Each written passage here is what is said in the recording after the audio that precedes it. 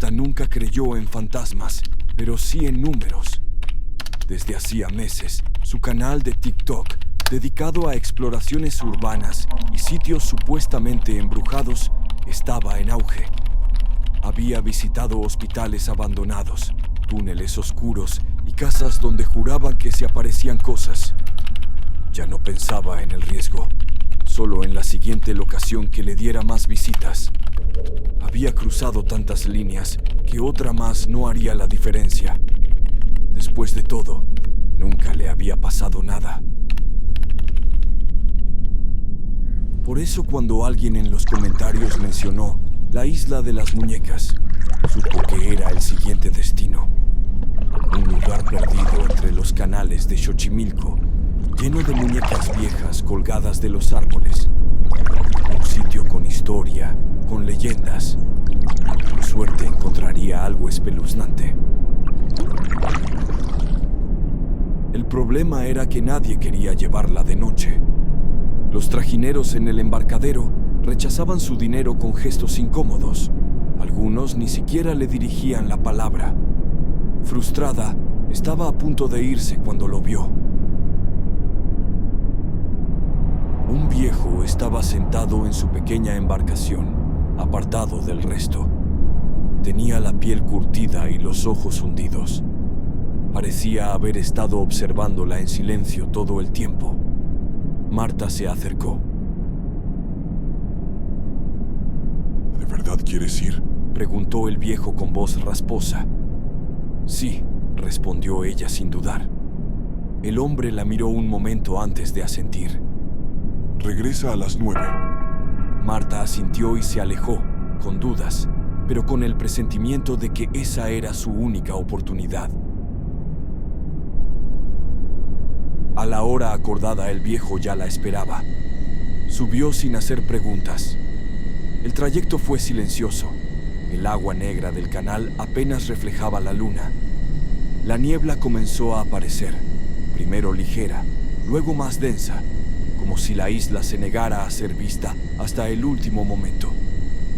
¿Sabes qué pasó en la isla? Preguntó el hombre de pronto. Marta ya había leído sobre eso, pero dejó que él hablara. Dicen que hace muchos años, un hombre llamado Don Julián encontró el cuerpo de una niña ahogada en los canales. Nadie sabe cómo llegó ahí ni quién era. Solo apareció flotando en el agua. Don Julián, que vivía solo en esa isla, intentó revivirla sin éxito. Después de eso, algo cambió en él. Decía que la niña nunca se había ido, que su espíritu lo perseguía, que la escuchaba llorar en las noches. Para apaciguarla comenzó a colgar muñecas por toda la isla.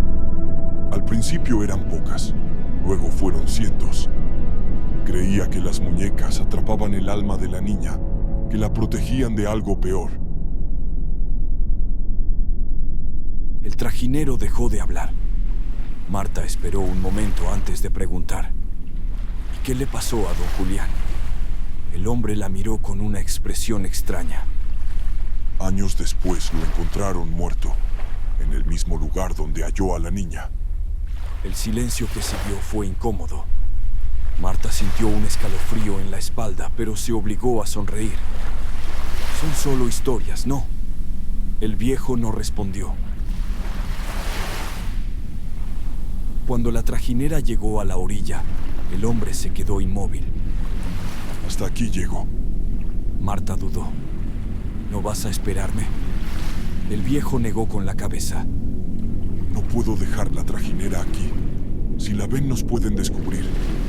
Te esperaré al otro lado, por la maleza. Cruza toda la isla y llegarás al embarcadero.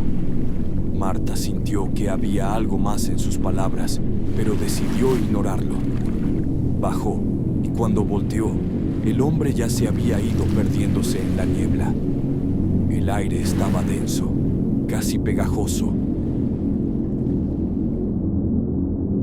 Entonces lo sintió. Un murmullo sutil, un susurro débil que parecía deslizarse entre las hojas. Se detuvo por un instante conteniendo la respiración, pero rápidamente se convenció de que debía ser algún animal entre la maleza. No iba a dejarse sugestionar. Siguió avanzando, pero la sensación de que algo la vigilaba crecía con cada paso. Las muñecas la rodeaban colgadas de los árboles, con sus ojos vacíos y cuerpos deteriorados. Pero había algo más inquietante en ellas, más allá del desgaste.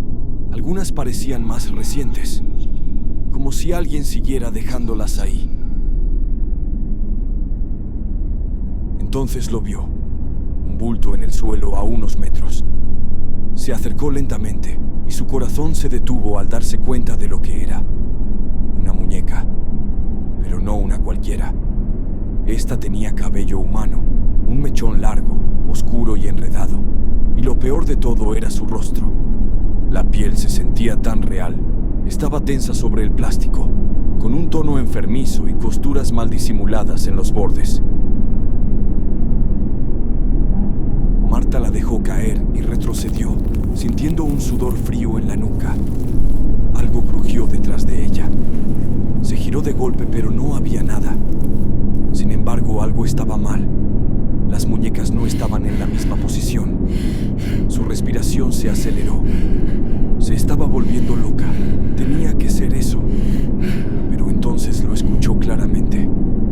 Una risa distorsionada, como si proviniera de una garganta demasiado pequeña para emitirlo. Y de entre los árboles algo se movió. Una figura menuda de extremidades rígidas y movimientos torpes avanzó en la penumbra. Era baja del tamaño de un niño, pero su piel no tenía color ni textura. Era lisa, plástica. Marta dio un paso atrás, sintiendo cómo el aire se volvía más denso. Sus piernas querían correr, pero estaba petrificada por el miedo. La figura inclinó la cabeza, y sus ojos, vidriosos e inhumanos, se enfocaron en ella. Entonces, una voz de niña resonó justo detrás de ella, susurrando: ¿Quieres jugar conmigo? Marta gritó y corrió. No miró atrás en ningún momento. No quería saber qué pasaría si lo hacía. Atravesó la isla entre la maleza y los árboles, con las muñecas colgando. Al llegar al embarcadero, el viejo y la trajinera no estaban. No le importó. Se lanzó al agua nadando con todas sus fuerzas, sintiendo cómo el frío la paralizaba. La neblina la rodeaba y por un instante pensó que nunca saldría de ahí. Pero lo hizo. Llegó a la orilla temblorosa y agotada. Corrió y se arrastró hasta el embarcadero principal.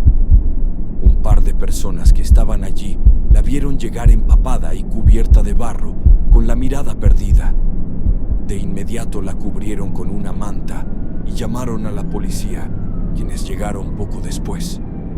La llevaron a casa en un estado de shock, sin que pudiera pronunciar palabra alguna sobre lo que había experimentado. Esa noche, ya en su habitación, Marta se encontraba acostada en su cama después de un largo regaño de sus padres. A pesar de estar a salvo, algo seguía inquietándola. En medio de la oscuridad, un leve rechinido en su puerta rompió el silencio. Se incorporó sobresaltada mirando hacia allá, pero no vio nada. Decidió tranquilizarse, cerró los ojos y respiró hondo cuando de repente escuchó una voz suave y distorsionada, tan cercana que parecía estar susurrando directamente en su oído.